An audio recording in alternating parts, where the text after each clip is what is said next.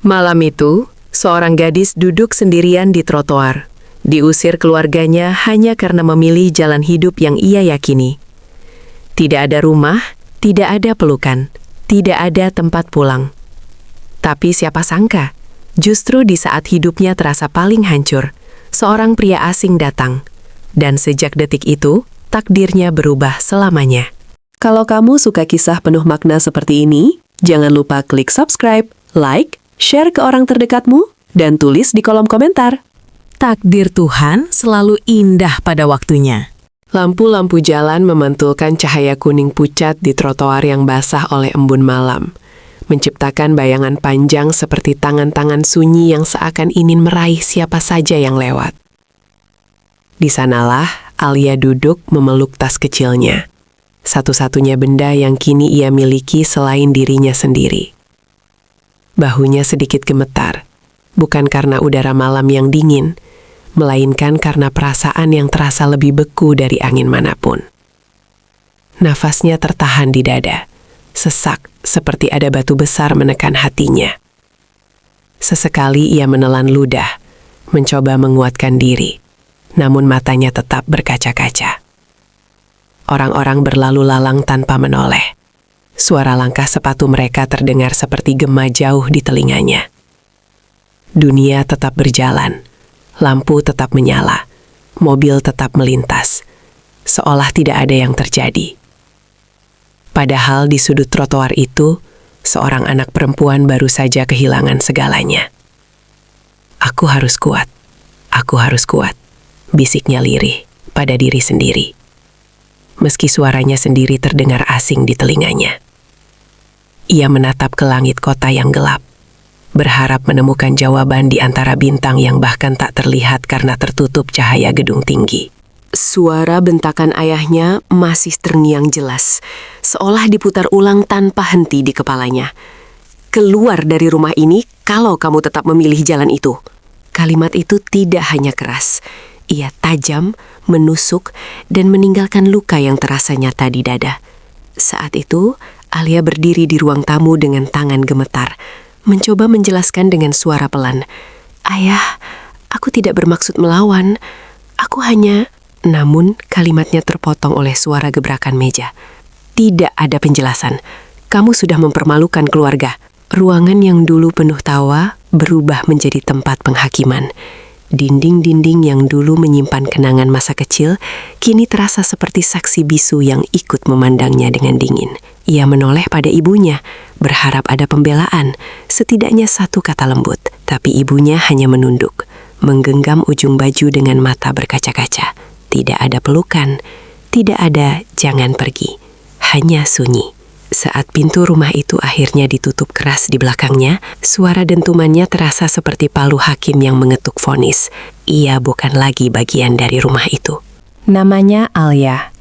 Nama yang dulu selalu disebut dengan bangga oleh keluarganya di depan tamu, tetangga, bahkan kerabat jauh. "Anak kami ini pintar sekali," kata ayahnya dulu sambil tersenyum lebar. Dia paling lembut hatinya, tambah ibunya dengan mata berbinar. Ia pernah menjadi cahaya rumah itu. Alasan mereka tersenyum sepulang kerja, alasan mereka tertawa di meja makan.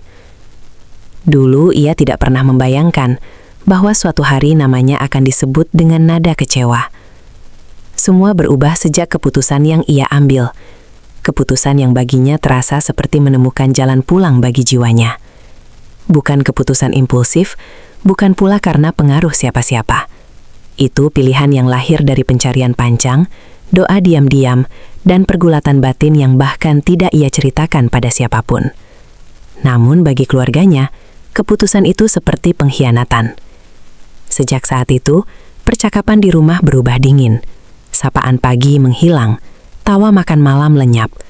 Bahkan suara sendok di piring terdengar lebih nyaring daripada kata-kata yang tak lagi terucap. "Kenapa kamu tega meninggalkan kami?" Pertanyaan ibunya sore itu masih terasa seperti tusukan halus di hatinya. Nada suaranya tidak marah, tapi justru itulah yang membuat Alia semakin hancur. Ia mendekat perlahan, berlutut di depan ibunya, mencoba menggenggam tangan yang dulu selalu mengelus kepalanya sebelum tidur. "Aku tidak meninggalkan siapapun, Bu." Suaranya bergetar, hampir patah. Aku hanya mencari ketenangan hati. Ibunya menarik tangannya perlahan, bukan kasar, tapi cukup jelas untuk membuat dada Alia terasa runtuh. Mata wanita itu basah, namun bibirnya diam.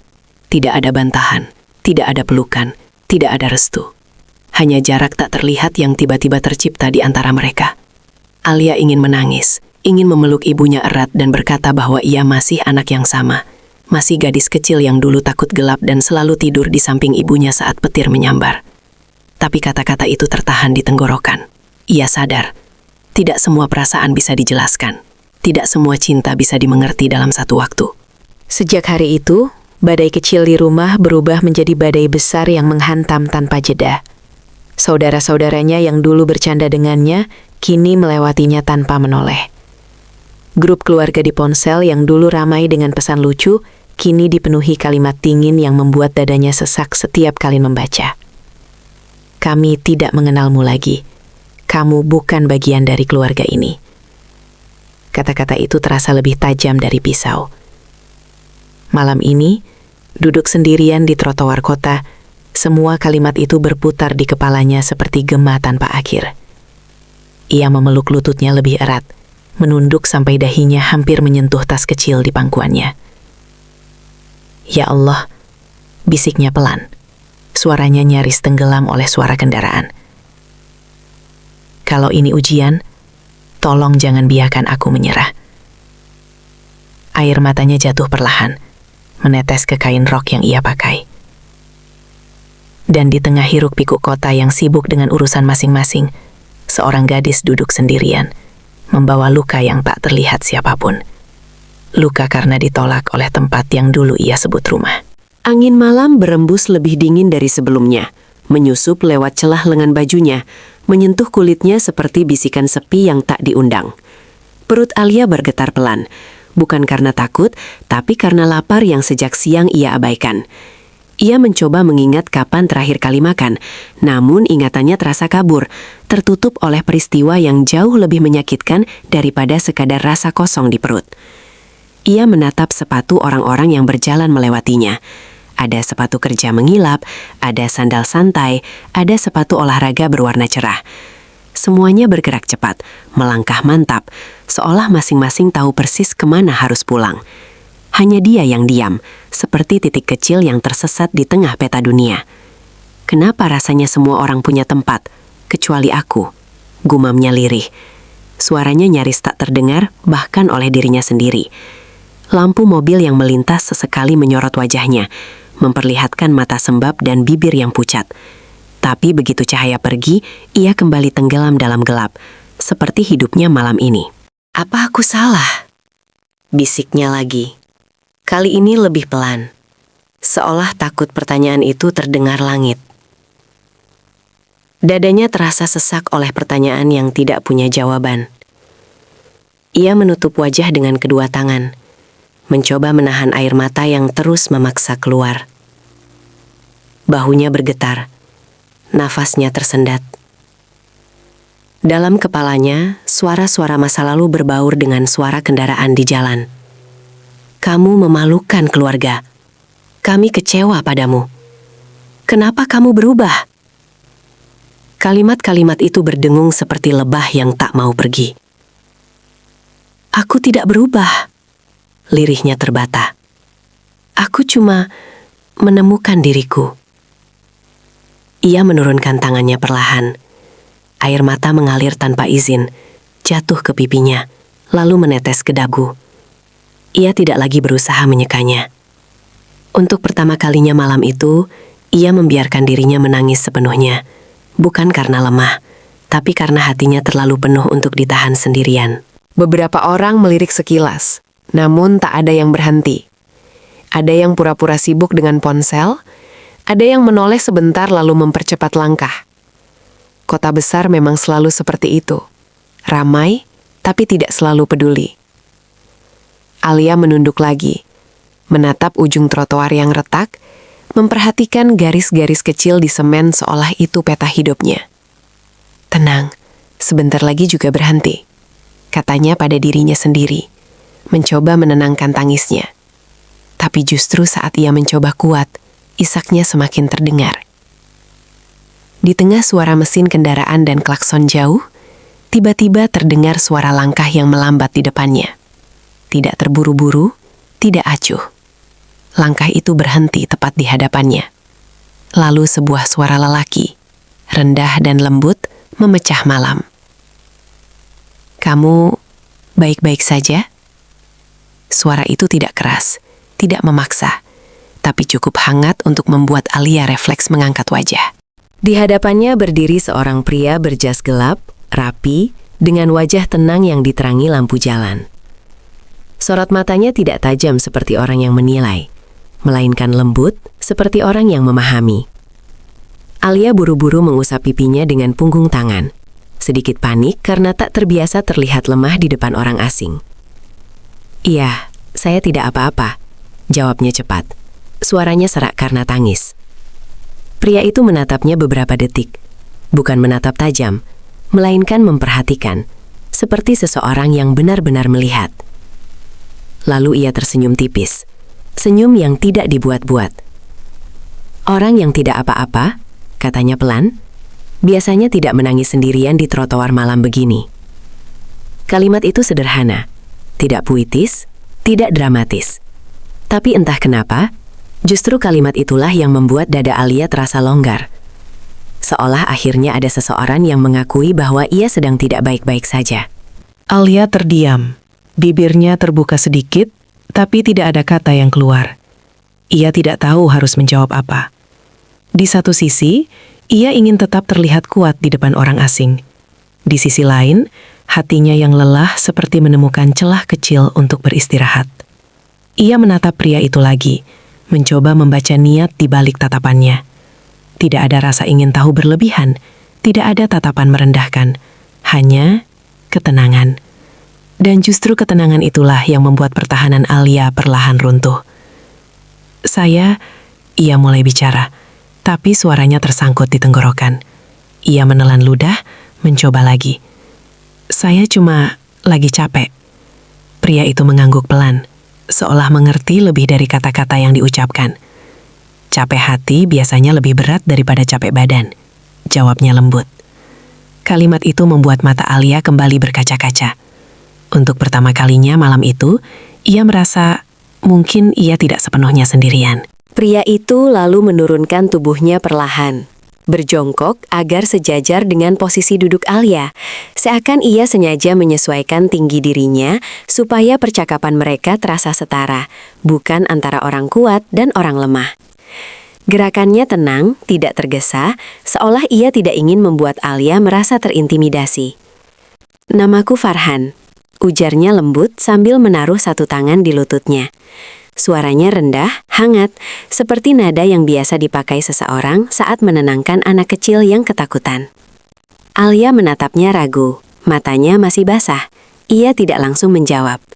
Dunia sudah cukup mengajarinya bahwa tidak semua orang asing membawa niat baik. Farhan seolah mengerti keraguan itu.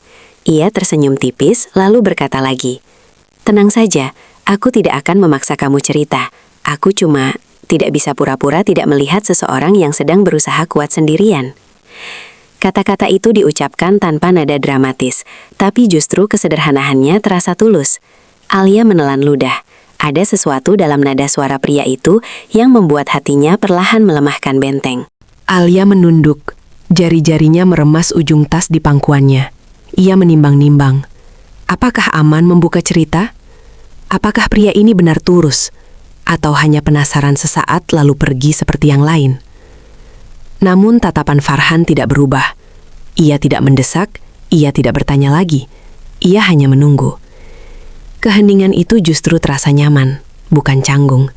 Dan entah sejak kapan, Alia merasa lelah memendam semuanya sendirian. Nafasnya bergetar ketika akhirnya ia berbisik, "Aku diusir keluarga." Kalimat itu keluar seperti pecahan kaca dari dadanya. Setelah mengucapkannya, ia langsung menunduk lagi, seakan takut melihat reaksi. Biasanya orang akan langsung bertanya banyak hal atau memandang dengan iba, tapi Farhan tidak. Ia hanya mengangguk pelan, ekspresinya tetap tenang, Seolah kalimat itu bukan sesuatu yang aneh baginya. Pasti berat, katanya singkat.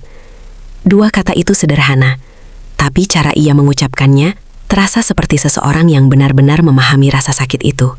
Alia menggigit bibirnya, lalu tanpa sadar kata-kata lain mulai mengalir. Ia bercerita tentang rumahnya, tentang pertengkaran itu, tentang pintu yang ditutup keras, tentang pesan-pesan dingin yang masih tersimpan di ponselnya.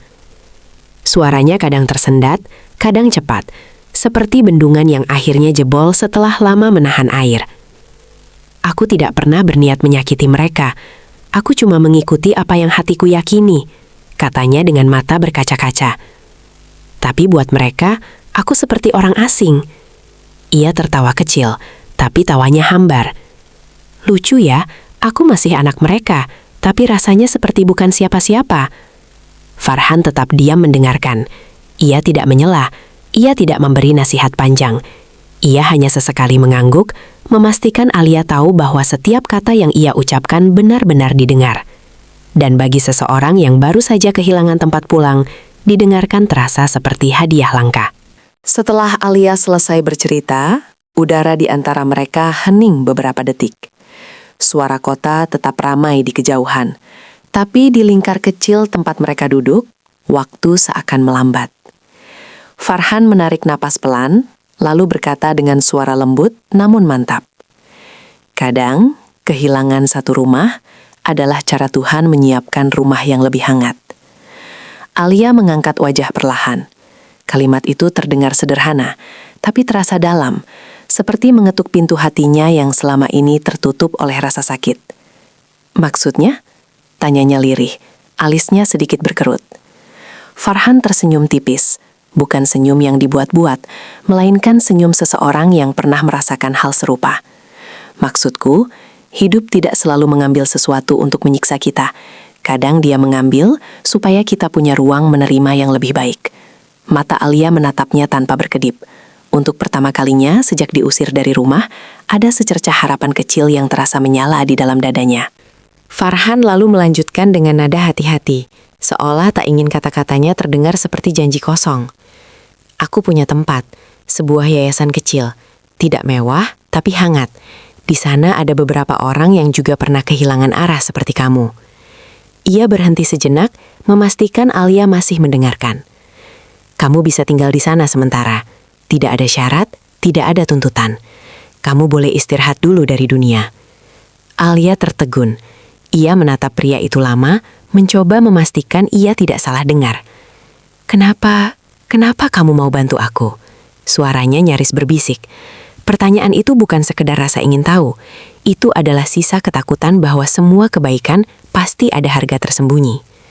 Farhan menatapnya tenang, lalu menjawab pelan. Karena dulu, aku juga pernah duduk di tempatmu. Dan kalimat itu jatuh di hati Alia seperti cahaya pertama setelah malam yang terlalu panjang. Alia terdiam lama setelah mendengar jawaban itu. Kata-kata Farhan tidak terdengar seperti kalimat penghiburan biasa, melainkan seperti pengakuan jujur dari seseorang yang pernah benar-benar terluka. Ia memperhatikan wajah pria itu lebih saksama. Garis rahangnya tegas, tapi sorot matanya lembut. Penampilannya rapi, tapi sikapnya sederhana. Kamu pernah? Tanya Alia pelan, seakan takut merusak keheningan yang hangat di antara mereka. Farhan mengangguk sedikit. Dulu aku juga pernah kehilangan tempat pulang. Pernah merasa dunia terlalu besar dan aku terlalu kecil. Ia tersenyum samar. Jadi aku tahu rasanya duduk di trotoar sambil berpura-pura kuat. Hati Alia bergetar. Untuk pertama kalinya sejak malam itu dimulai, ia merasa ada seseorang yang tidak hanya mendengar ceritanya, tapi juga memahaminya. Perlahan, Farhan berdiri, lalu mengulurkan tangan. Bukan memaksa, hanya menawarkan. Ayo, katanya lembut. Malam terlalu dingin untuk dilewati sendirian. Alia menatap tangan itu ragu-ragu. Dalam hidupnya malam ini, ia sudah kehilangan begitu banyak hal, hingga ia takut berharap lagi. Tapi tatapan Farhan tetap sama. Tenang, sabar, tidak mendesak. Dengan napas pelan, ia akhirnya meletakkan tangannya di telapak tangan pria itu. Hangat. Itulah hal pertama yang ia rasakan.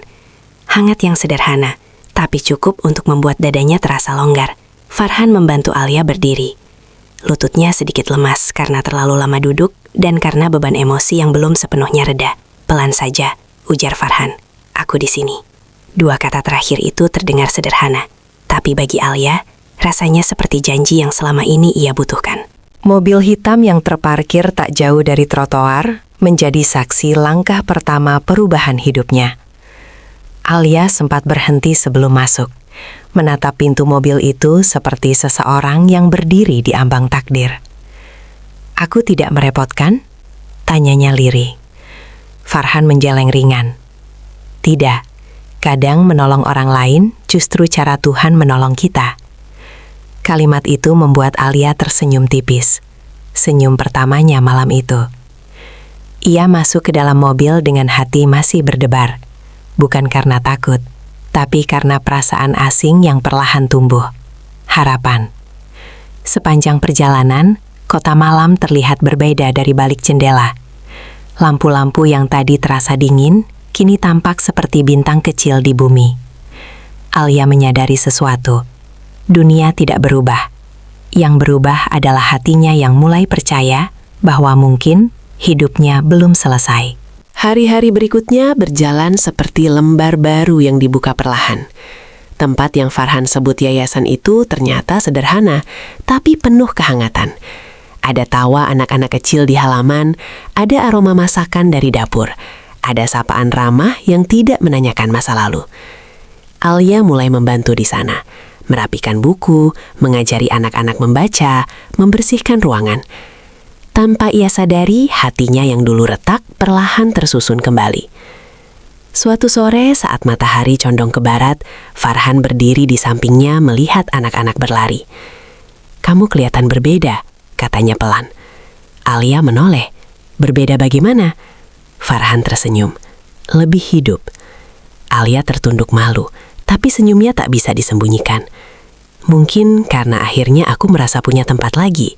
Waktu terus berjalan, dan perasaan yang tumbuh di antara mereka tidak datang seperti badai, melainkan seperti fajar, perlahan, hangat, pasti. Hingga suatu senja yang tenang, Farhan berkata dengan suara sedikit lebih dalam dari biasanya.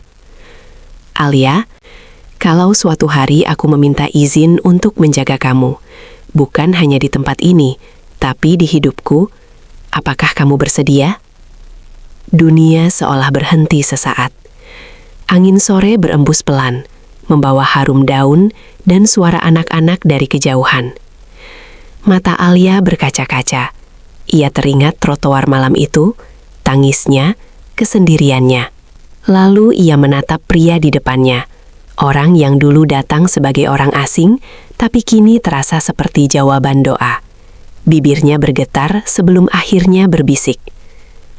"Kalau itu jalan yang Tuhan tulis, aku bersedia." Dan begitulah takdir bekerja dengan caranya yang sunyi. Gadis yang pernah diusir karena keyakinannya, kini dipeluk oleh kehidupan yang lebih indah dari bayangannya. Ia kehilangan satu rumah, tapi menemukan dunia baru. Karena terkadang, saat semua pintu tertutup, itu bukan akhir perjalanan, melainkan awal dari kisah yang akan membuat kita mengerti bahwa rencana Tuhan selalu lebih lembut daripada luka manapun. Kisah ini mengajarkan kita satu hal, penolakan manusia bukan akhir dari segalanya. Kadang itu hanya cara Tuhan mengarahkan kita menuju pelukan yang lebih hangat dan takdir yang lebih indah. Jadi, kalau hari ini kamu merasa sendirian, ingat, mungkin Tuhan sedang menyiapkan cerita terbaikmu. Jika kisah ini menyentuh hatimu, subscribe untuk kisah inspiratif lainnya. Like agar lebih banyak orang mendapatkan pesan kebaikan ini. Share ke sahabatmu. Aku percaya rencana Tuhan selalu tepat.